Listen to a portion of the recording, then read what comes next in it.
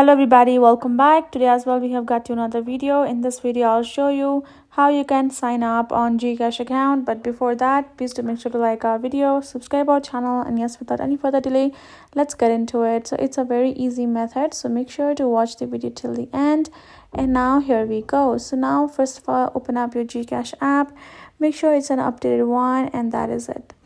Next up, it will simply ask you to provide your number. So go ahead, add in your number and tap on next at the bottom. And then it will simply send you an OTP number. So make sure to wait for the message. And once you have submit the OTP number, you will be able to create yourself a MPIN, which you will need for you to sign in, for you to do your transaction, for you to do any kind of setting in it, even to change your number, change your PIN, you would need the OTP. So make sure to remember the OTP correctly and do not keep it simple as well, not easily guessable. Once you make yourself an MPIN number, then you're gonna tap on this login with biometrics as well. So you can create yourself a biometrics. It can be your face scan, can be your fingerprints, anything for your easy access on GCash app, and confirm and save the MPIN as well and the biometrics as well.